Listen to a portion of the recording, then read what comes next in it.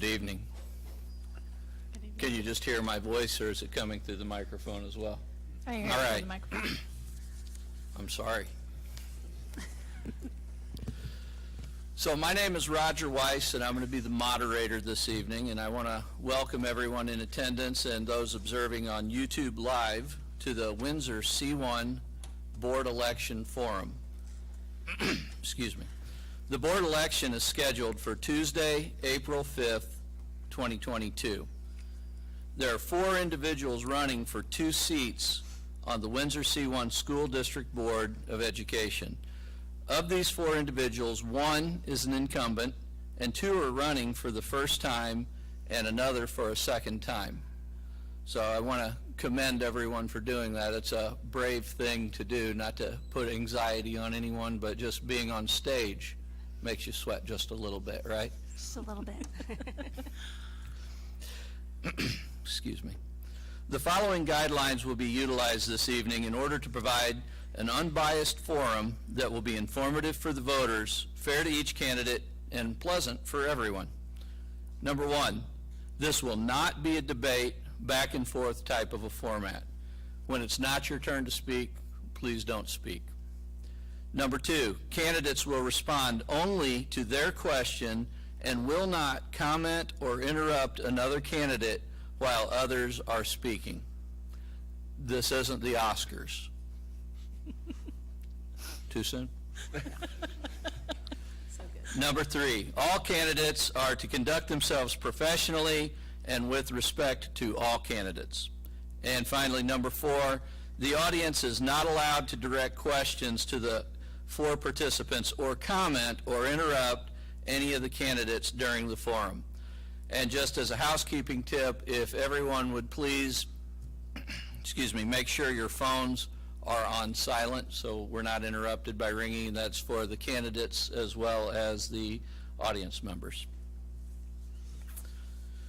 This forum is going to last approximately 60 minutes, and our timekeeper this evening is going to be Michelle Zach. Michelle? It may be Roger Weiss also. I think she's busy doing some things. We'll go ahead and move along. And Here she is. oh, here she comes now. Whew. Ladies and gentlemen, You're the keeper of the time. We're waiting for you. You're good. at this time we'll begin our opening statements. We'll begin alphabetically with Mrs. Chris Casey, followed by Mr. Charles Huey, Mrs. Carrie Meese, and Mrs. Melanie Willis. Mrs. Casey. Thank you. Thank you for everybody for being here. Yes, we are all very nervous. We were talking about it backstage, so we're going to get our shake out our wiggles here. So I'm Chris Casey. I am the incumbent. I am running for my 2nd term, and I'm super proud to be a part of this Windsor community. I want to thank my mom and my husband and my son for being here. It means a lot to support me during this time. As I said, I'm a mom. It's the best and the hardest job that I've ever had. I'm sure all of you that are moms in here agree. And I've been just so proud to watch my kids come through this district. Our daughter is a freshman at Truman, and our son is a junior here at Windsor, and he is studying welding at Jeffco, which has been a really cool and different experience for our family to see him go through that program. I'm really proud of this community and how we always stick together, and it feels like family when we're here together. As a graduate of a neighboring school district, I couldn't be more proud to be a part of the Windsor community and to be raising my children here. I'm really proud of our school and the education that our students are receiving, and as I'm finishing this first term on the board, I've been reflecting back on my experience the last 3 years. As a board member, I had never been a part of the school district. I am not a former teacher, and I had a lot to learn, and I asked a lot of questions, and my board mates have been wonderful towards me as I've been learning the ropes as a board member. So I really look forward to another 3 years to serve the community. I do have more things that I want to accomplish and more things to learn. So my name is Chris Casey. Thanks. Thank you, Chris. Mr. Charles Huey. Thank you, Roger. Thank you for moderating tonight, and thank you for everybody attending and looking on Facebook and YouTube. My name is Charles Huey. This is my second time running for the Windsor School Board. My wife, as for full disclosure, was a substitute teacher here for almost 8-9 years, full-time almost here. We love the community. That's why we decided to move here right before my son was born. We've been in the district now. He's almost 11 at Windsor Intermediate Center. I have another one, 5 years old, that's going to be going to Windsor Elementary and Kindergarten next year. We are one of the proudest parents that moved into the district to be a part of a family community.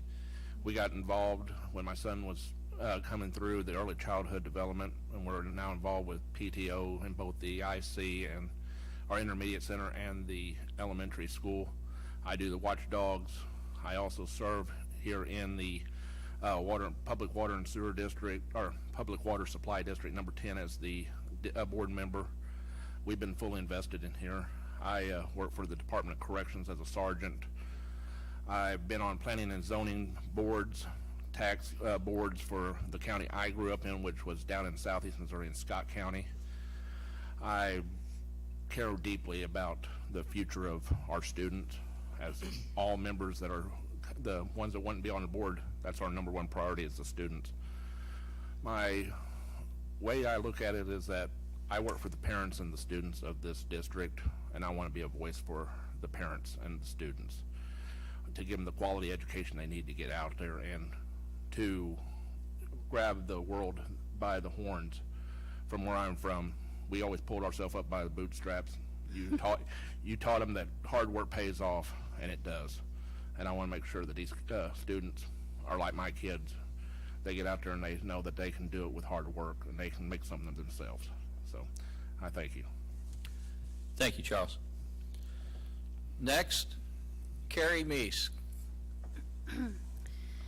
I wasn't really sure what to prepare for this part, so I'll start with thank you, and I'm extremely nervous, so I'm sure I'll forget all the good stuff. Carrie Meese, formerly Catcher Side. Some of you may have heard this name because I've been in the community for about 35 years, specifically in this district. My husband and I both graduated from Windsor. We went on to pursue great careers because of the education that we had in Windsor. In fact, after school, I went to New York and found myself saying, I want to go back to Jeffco.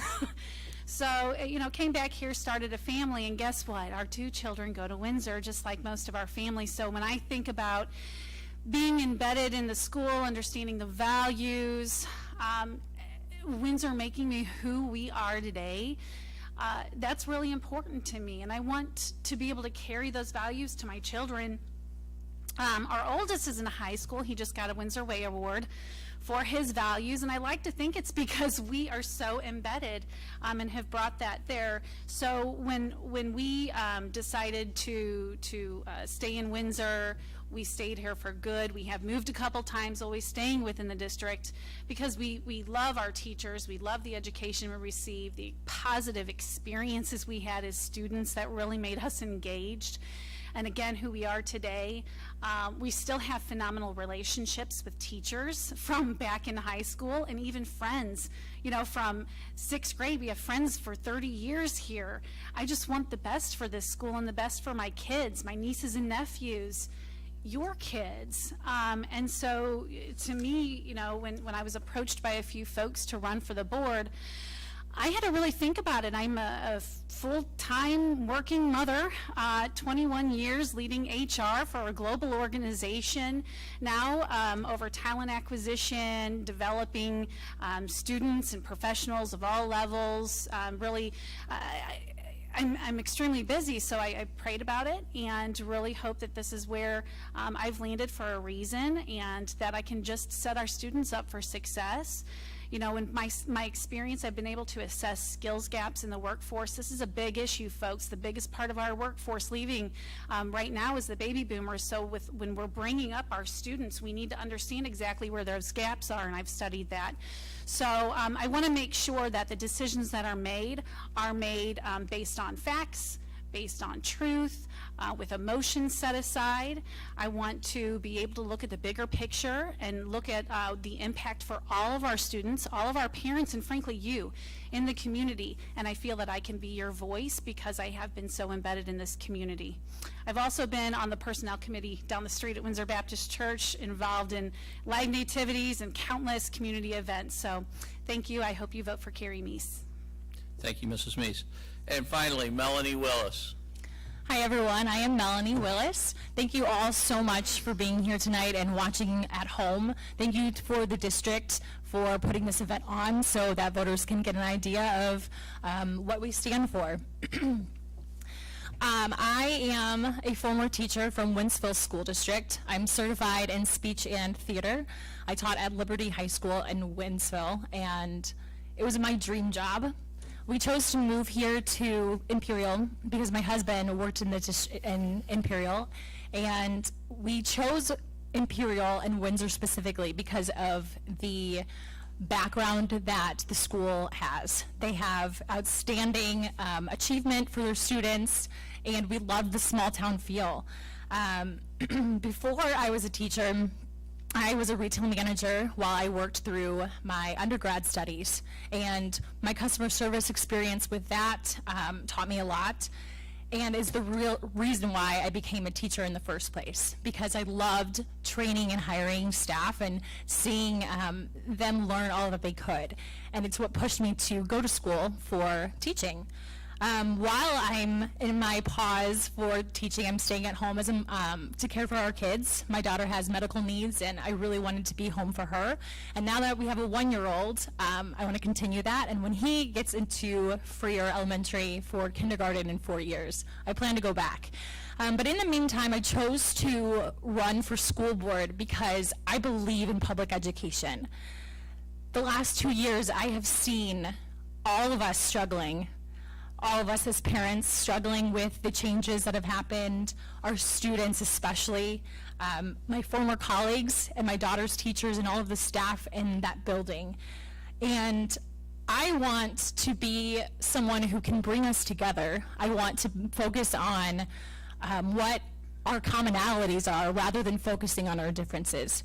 So I chose to run for school board because I think I can make a difference in our community and our school district. Thank you. Thank you. Thank you all. We're going to go ahead and move into the questions. The first question, I will ask each of you the same question with a variant on the third question. Each of you will receive a different one. For question number 1, each of you will have 4 minutes to respond.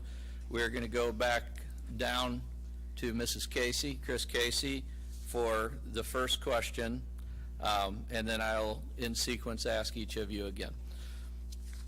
Chris, what are your thoughts on the proposed no tax increase bond issue that is also on the April ballot, along with what do you believe the priorities to be? Keep in mind that these funds are earmarked for capital needs only, such as facilities and maintenance and construction. Thanks. That's a great question. And as we were in the waiting room, I was actually looking at the wall, and I noticed it for the first time. From 2017 when we did the last, I think it was 2017, the last no tax increase, and all the improvements that we had proposed for that, like the new baseball stadium and all the other improvements to all the other buildings. So I'm really excited for this opportunity to get some new things done at the middle school and to continue working towards better security for our buildings, band rooms, choir rooms. I'm trying to think of the list of all the things that we have planned for this money. And I just think it's really important if we want to continue to grow as a school district and to attract in wonderful teachers, we need to have top-notch facilities for these folks to come to and want to be at. So I think the money is going to be very well spent. We have done a really great job budgeting our money over the years. We are sitting in a really great financial situation right now. It's very important to the board that we end our school year at a 20% cushion in our reserves. And that's, what we are always focusing on. So this money will be spent and we will allocate it in the most appropriate ways that we can. And there is a long list, and I think it's going to be on the ballot on Tuesday when you vote yes for this no tax increase. That's going to tell you all the different areas of the school that we're going to be focusing on. So, Thank you. thanks.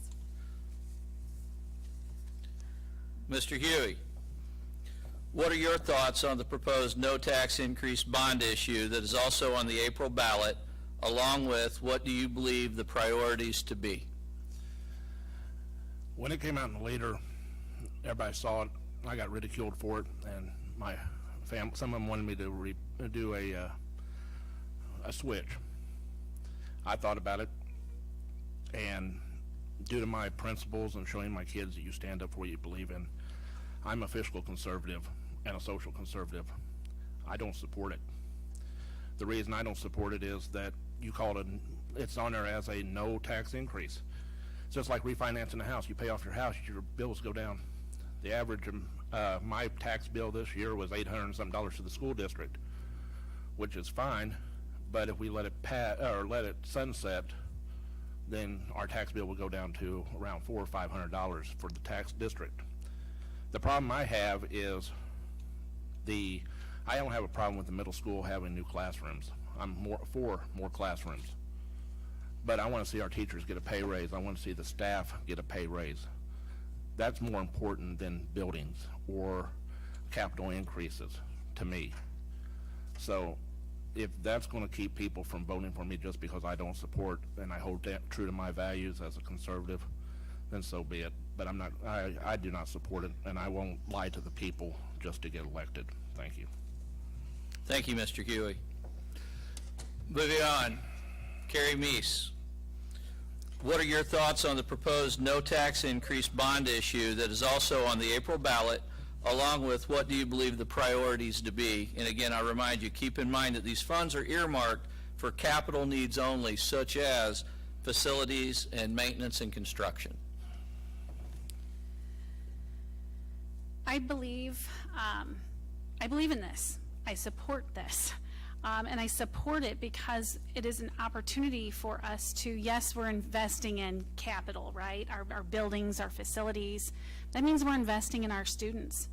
But we're also investing in our community, because when we do this, we could be improving value of our local communities, attracting teachers to our market. Look, we're going to have issues with building our talent pool, especially in such a small town. And how do we diversify and attract those teachers outside of just giving them more money? It's giving them the great facilities to work in, helping them to understand what our school is about and that we will invest in them, helping our students understand we're investing in them as well. To me, I know it's our facilities, but it's also about our learning experience, because being a student here, my senior year I had this auditorium, but I never had the auditorium before. Our choir rooms were small. There wasn't as much space for the arts. My children happen to value the arts as much as I do, and there's proven, it's been proven that it does help with learning and promote learning. So if we can upgrade and keep up on the cutting edge, it's going to position our students better for the future. It's going to help them to better prepare for their future by having a better space. There are always going to be challenges with managing projects of this scope. One of the biggest ones I'm thinking of is, gosh, we may have money earmarked, but what about scope creep? What about timeline shifting? And how are we having these discussions as a board? Should we have to go back to bidding or looking at reallocating of resources? And in my experience, I think that I can ask good questions to help us stay on track and help us to make wise choices and investments. Again, I do support this because I do fully believe that it is giving our kids an advantage for the future. Great. Thank you. And finally, Melanie Willis, what are your thoughts on the proposed no tax increase bond issue that is also on the April ballot, along with what do you believe the priorities to be? I am for the Proposition Windsor because I do feel that we have to invest in our kids' future. It's what's going to make us competitive against any of the other close school districts in our county. I also love that the district has a really thought out plan for what they want to do with the money. They have a committee that has students, parents, and teachers alike on that committee.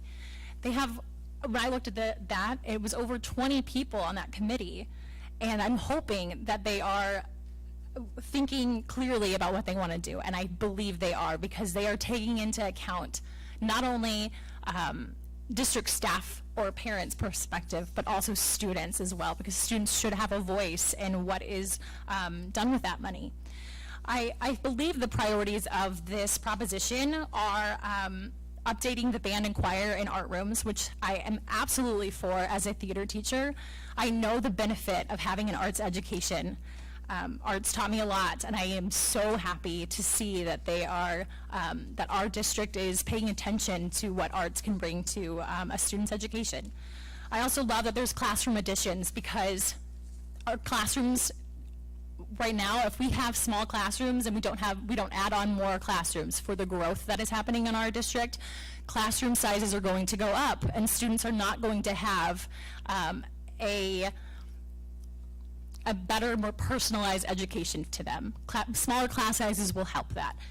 And I also love that they're investing in the playgrounds and the parking lot. I saw that they have parking lot improvements they want to make.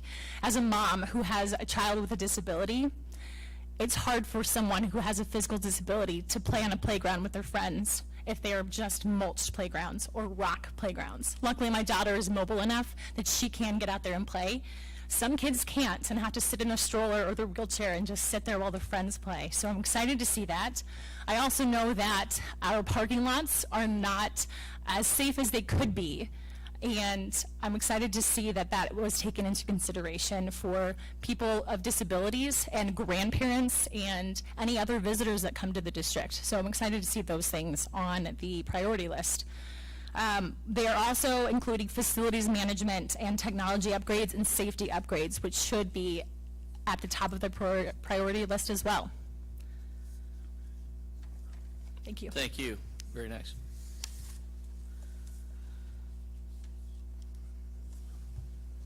Okay. We'll move on to the next question. Mr. Huey, we'll begin with you, and you'll each have 2 minutes to provide a response to this question.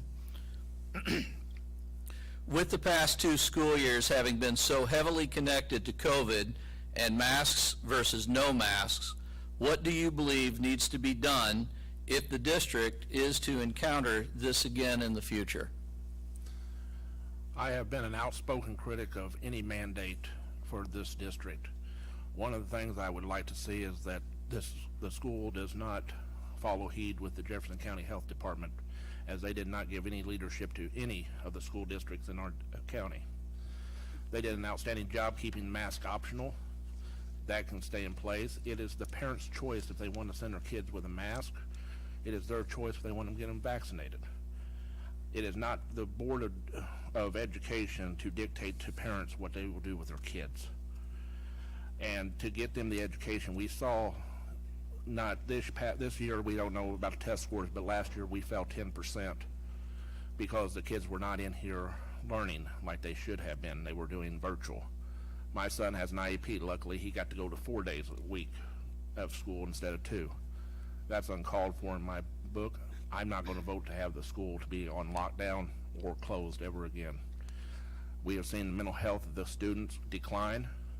We have the CDC, if you want to take into account their data, 50% more suicides than young teenagers because they could not socialize during the pandemic.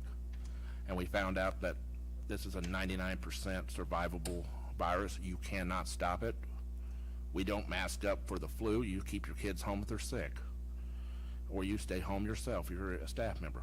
But I will not mandate any staff, anybody in this district, to get a vaccine, to mask, or to even lock down this school. So, thank you. Thank you. Mrs. Meese, with the past 2 school years having been so heavily connected to COVID and masks versus no masks, what do you believe needs to be done if the district is to encounter this again in the future? Let me first say, I am not a doctor, but I have been heavily involved in helping with making these decisions professionally for a large global organization. In fact, I was the person to help draft all of our COVID policies, keep updated with the protocols for over 20 plants in 8 different states. I'm telling you, it was a nightmare. I had to lean heavily in understanding what the mandates were in both states and localities.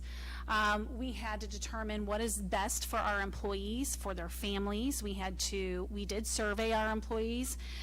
Long story short, there's a lot that goes into it, and I would lean in heavily on facts.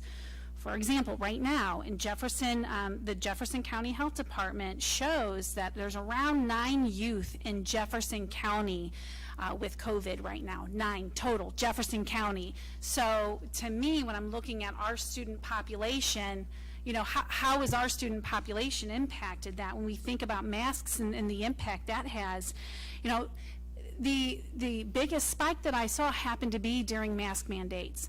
Now, I also happen to know that OSHA wasn't able to mandate masks either. And so when we talk about student safety, if OSHA's not supporting it, that is going to be a consideration in my decision. You know, I'm thinking about students, thinking about teachers, and what Windsor really did well was offer those options. We do have virtual learning options. While not completely ideal, they allowed our students to continue learning, and they allowed parents to make their choice and keep their children at home if they had safety concerns. So, you know, I don't want to further any more communication issues with our children, or decreased engagement or decreased scores. I would promote in-school learning as much as possible. Thank you. I don't envy your Nobody position did. on 20 plants nationwide or worldwide. That was just U.S. Mrs. Wellis, with the past 2 school years having been so heavily connected to COVID and masks versus no masks, what do you believe needs to be done if the district is to encounter this again in the future? I believe that if the district does happen to have this happen again in the future, we need to make sure that we are partnering with every single, excuse me, every single person that's affected in the district. The board is integral in making sure that we are communicating with everyone, making sure that we are asking parents what their opinion is, and not just voting on a mask mandate or not a mask mandate because of our own personal beliefs or issues. We have to be able to look at every single side of a problem. At the start of last school year, I actually emailed Dr. Holland to ask all of the questions, because I have a daughter with special needs, so I'm always thinking about her and how she might be affected. And I know that she's not the only student in this district with a disability. So I asked him a lot of questions, and I didn't just ask him questions about masking. I asked him questions about, has the board thought about whether or not they could afford to pay for masks for students who have auditory issues with hearing, and if they read lips, could we buy masks that have a clear cover so they could be able to still learn and see their teachers speaking? Would it be possible to have parents have a district mask mandate if cases got too high for a certain percentage? Because I was trying to think about every single aspect of the situation, and I think as a board member, that's what we're supposed to be doing, not just looking through things through our own lenses, but through everybody's lenses. If it were to happen again, then that's what I would do as a board member, is make sure that I'm listening to every single party, not just one that's factored on my own. Thank you. Thank you. We're going to go ahead and move into the next question, and I this, think you want me to. I knew that. I was just seeing if you did. I mean, if you don't want me to answer it, it's okay, but. You don't get off the hook that You're easy. not. Okay. Chris, with the past 2 school years having been so heavily connected to COVID with masks versus no masks, what do you believe needs to be done if the district is to encounter this again in the future? So as the only board member up here, I feel like, you know, this is an important time for me to share. It's not an easy decision to make when you're thinking about 3,000 students and what's right by all of them. When COVID first happened in March of 2020 and we all went home, you know, there was no discussion about the mask at that point. When we came back to school in the fall of 2020, everybody was in a mask. Our kids were in school 2 days a week. They were at home on Wednesday. The other half of the alphabet was in school the last half of the week. I would have preferred the kids to be in school 5 days a week. That's where they all needed to be. But we knew that it was important that we listened to what the health authorities were telling us to do, and that's what we decided to do in the fall of 2020. As we moved into 21, we did keep the kids, we kept our schedule the same, we kept the children with mask optional. To me, that was a perfect balance for everybody. Those families who wanted their children to be in a mask, that they felt it was more safe, had the option to put their children in a mask. And those families who didn't want their children to be in a mask also had the choice. I think it's very important that we allow it to be a family choice answer. If we turn and we have a March 2020, and numbers are out of control, the board is smart enough to make a change. We had a situation in the fall at Freer Elementary, for those that might not know, where we had an outbreak in one room and quite a few teachers that were ill. And we put that school in a mask for 2 weeks in October. It was the right thing to do. It was not the right thing to do for the whole school district, though, because we were only having a problem in one building. So we, you know, I believe very much, and we work on it as a group. We follow the lead of our superintendent, who follows the lead of his administrators and the teachers, and that was the voice that we were hearing, was that they wanted it to remain mask optional, and that is what we did. So if we have an issue again, like March of 2020, we will make decisions based on that. But at this point, I think family choice is very important to have. Thank you. Thank you. All right, now we're going to mix it up a little bit. For this next question, each of you will receive a different question. I shall draw randomly from the aforementioned hat. I'll wear it at the end just to show you. And each of you will have 4 minutes to respond. Mrs. Meese, we'll begin with you. Let me stretch out, don't want to pull a hammy, drawing a question here.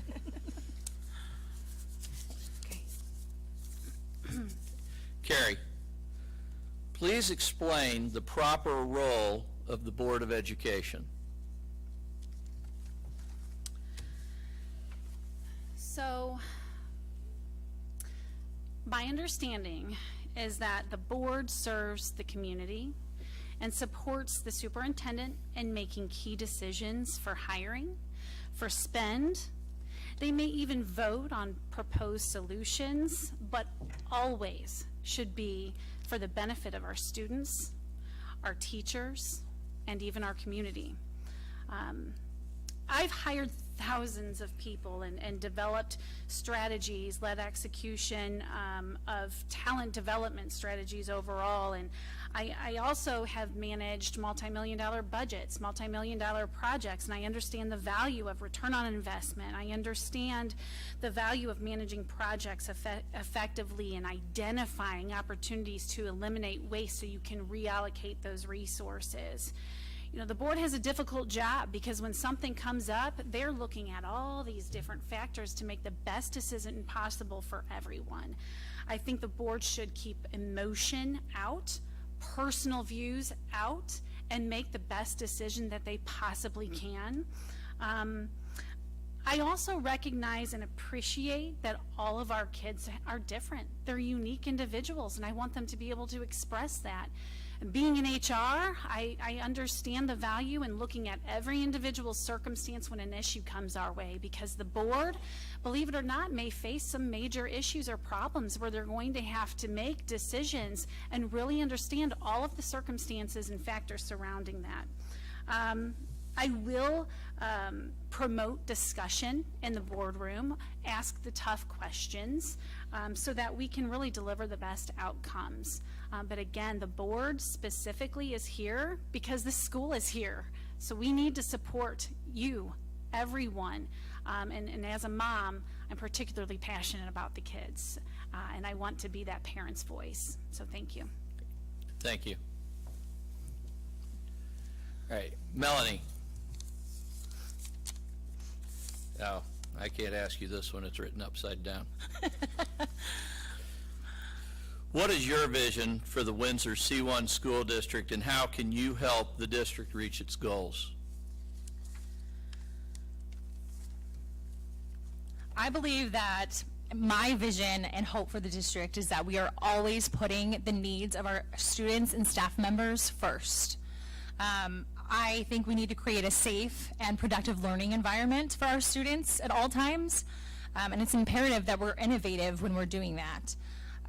We also need to create a safe and healthy, positive work environment for our staff members. Mental health should be a priority in providing for the diverse needs of all of our learners. We all know that COVID has affected mental health of us as adults. It's going to affect our students, and so it's something that we need to invest in. Lastly, my vision for our community is that we become more united and understand that it's okay to have differences of opinion. We can disagree on things in a civil way, but at the end of the day, we should all have the same goal of providing the best education possible for our students. We all have more commonalities than we do differences. We believe in our kids and we want them to succeed. And I think how we do that is by being open-minded and listening to everyone involved in our district, including us as parents, our students, all of the employees, and finding out what their needs and concerns are, and making sure that we're being open to all of those viewpoints, not just those who are agreeing with us. Thank you. Thank you. Not going to forget you this time. Now, Charles, I don't know, I might. Chris, how would you handle situations that arise outside of board meetings or official school events when you're approached by community members about potential problems or situations? This has happened. It does happen. It's very important. I mean, I've been in this community a really long time, so I know a lot of people. I'm very blessed to have made a lot of friends. So, and when you're the only female on the board, sometimes people will come to you because they want to, you know, get some advice. It's really important that people understand that you're hearing them and listening to them, but ultimately, we don't make any decisions when it comes to those types of issues in the classroom or in the buildings with coaches, those sorts of things. We encourage them to speak to the building principal. If they don't get an answer at the building principal level, we encourage them to speak with Dr. Holland. Dr. Holland has always had an open door policy. But we're not out as school board members trying to solve everybody's problems and taking care of things in the community. We're there to listen to people, of course, to be a friend, but ultimately, it's very important that parents know that they can go to that building principal and try to get the answers that they're looking for if they're having an issue with their child. And if that's not working, speak to the teacher, speak to the principal, go to the administrators above that at that next level. So it's really important to not be out there as a school board member trying to solve everybody's problems, because that's just not what we're there for. So our really, truly, our one and only job is to oversee the superintendent and board policies. So, yeah. Thanks. Thank you. I didn't forget you, Charles. After this, you might wish I did. I probably will. Okay. With a new superintendent and assistant superintendent employed for the 2022-2023 school year, what should the communication look like between these two individuals and the Board of Education? Well, first off, it's going to be a kind of an adjustment for most of us because we've had Dr. Holland for so long, who has done a wonderful job. And I met the new superintendent, and I can't be any prouder than what the board has given us as a superintendent for our district. The communication is going to be key to any relationship. The board and the superintendent will be communicating, if not daily, every week. I think that with their communication and getting parents involved in communicating with not just the board but the superintendent, getting to know each other, will be the key. The parents in any situation, yeah, we're the Board of Education. We represent the parents and the students and the staff, because the staff were parents before they were staffed, in my opinion. So if we can get the communication of the parents and get them more involved in their education of their children, that's where it starts, at home. They're the number one educator of their kids. Our duty is to make sure that they have the skills, the abilities to go out in the real world, make a living, and articulate themselves with the masses. We don't teach them how to think, we don't teach them what to think, we teach them how to think with critical thinking. And they will learn it from us if we start communicating with our elected officials, our board members, and the superintendent, and they come to a board meeting and they see the board actually communicating with the superintendent and working together. They learn that they ain't words on the wall for Windsor out of respect and all that we do in the Windsor way. It's actually, we live it. So we just need to have good communication as a community. And we all might have disagreements, but we're civil out here. We show each other respect, and the kids learn that from their parents. That's where we teach them that. And I think that's communication as well, to communicate how they feel towards certain situation, and knowing that it's okay if somebody has a different view than you do, but you still show them respect. So, and I think that's what we're going to have with this board and this superintendent. Thank you. Thank you all. We're going to go ahead and move into the final question of the evening. And we're going to start with Mrs. Melanie Willis, and we're just going to work backwards this time. Everyone will get the same question, and each one will have 2 minutes to respond to the question. Melanie, why should voters elect you to this position? List your goals if elected. I think voters should vote for me because I will bring a fresh perspective and new ideas. My daughter has a disability, so I have clear lenses on our students who have learning disabilities or physical disabilities. As a teacher, I've been on both sides of the table, so I know how it is as a parent perspective as well as a staff member's perspective. And like I said in my introduction, I believe in public education, and I want to protect what is good with our district while also looking for opportunities to improve it. I would always focus on what is best for our students and staff members and what's best for their future. And I would listen to all perspectives, not just those that agree with me. My goals, if elected, would be to focus on recruiting and retaining quality educators.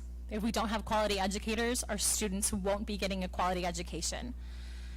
I would always advocate for our students and staff to increase their safety and security and focus on building maintenance so they have nice classrooms and facilities to be in while they're learning. We would focus on low class sizes, increasing technology and instructional resources for all of the diverse learners that we have, and look for opportunities for college, career, and technical readiness, because not all students choose to go to college. Some go out into the workforce, some join the military, and some go to tech school. I would also work to reduce achievement gaps, because we all know that COVID has probably affected achievement gaps across the nation. And of course, I would always be looking to make sure that we have a balanced budget that is still focused on our students' academic excellence. Lastly, my last goal would be to increase transparency within the district, so we have clear communication to all of our students, staff, and family, students, staff, and students. Thank you. Thank you. We're going to go ahead and move back down the line. Carrie, why should voters elect you to this position? List your goals if elected. Well, I'm just a mom. I have some experience to back me, but I'm a mom that believes in the Windsor School District. And frankly, I know Windsor schools pretty much inside and out. I know them intimately, being a graduate from here and being involved so deeply with my kids the last 16 years with band and football, and drama and everything in between. I'm enthusiastic about supporting our community. I'm not political. I'm never going to claim to be. I have no agenda, but frankly, I have common sense just like the rest of us, and I want to make sure that that's used and is part of decision making. I want to listen. In fact, many parents and many people in the community come to me. Like I said, a few people approached me about this because I do listen, and I really truly understand their priorities. But I also understand that we don't always get our ways, right? And I feel like I can be that bridge that gap. I truly care. I'm embedded in the community. I want to be a parent's voice. I have the know-how to set our students up for success in the real world. I'm grounded in Christian values. And, you know, I'll say it like my CEO, I'm very blessed. He recognized me on a call with 25,000 people, and he said, you know, Carrie gets stuff done. If you need something done, you need Carrie.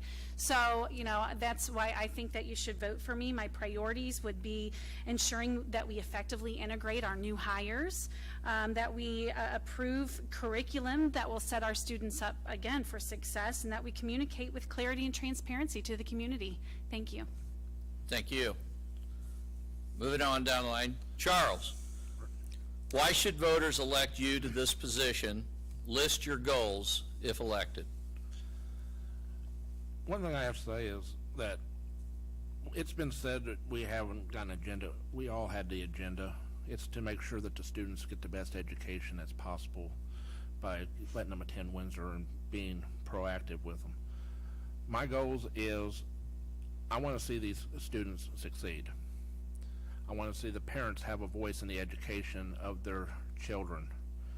If they have a problem, I want them to be able to come here and talk. I want them to be able to say, I don't agree with the curriculum. I don't agree with what you're teaching our children. We can hash it out. Let us learn how. I've told people I might shoot myself in the foot when I say it, but I'm not going to lie to people to get elected to anything. I'm 37 years old, and I've been doing this too long to do that. So if you want somebody that's going to actually stand up for the parents, no mandates whatsoever, no lockdowns, no CRT in school, even though we've already passed it in the school not to teach it, and you want somebody that's going to be there for the kids and be there for the students all the way through, then I ask for your vote. If I don't meet your approval, then you can vote for somebody else on this that's going up for as a candidate. Thank you. Thank you, Charles. And finally, excuse me, Chris, why should voters elect you to this position? List your goals if elected. So I'm asking to be elected for a second term because I still have things I want to try to accomplish on the board. I'm really proud of how we handled COVID. I know it was really hard, and nobody had a handbook for how to do it. We have handbooks for lots of other things. We have training for lots of other things, but we had no training manual for how to handle COVID. I think it's really important to just have a little experience. It does take time to get your feet up underneath you. We are going to have a brand new superintendent in here, and we do have a great Board of Education now. Obviously, things are changing, but we've had that experience already, and we'll be working hand in hand with Mr. King and our assistant superintendent coming in to continue to make sure that it's a smooth transition, to make sure that the teachers are feeling confident and comfortable with the changes that are happening. And I think that I've proven myself over the last 3 years making really good decisions for the school. Not everybody is going to agree with all the decisions that were made, but they were made with heart and good intentions for all, with all the information that we had. A couple of things that I'm really focusing on, one in particular is the opportunity to hire a post-secondary counselor. So somebody that would help our students starting in about middle school, starting to have conversations, what are they going to do after high school? What interests them? I think often with what we saw with COVID especially is that our counselors were just inundated with students and mental health issues that they were having. We were lucky to be able to bring somebody in to handle just those things. But I think that there's an opportunity here to help our students make those plans for what's after school.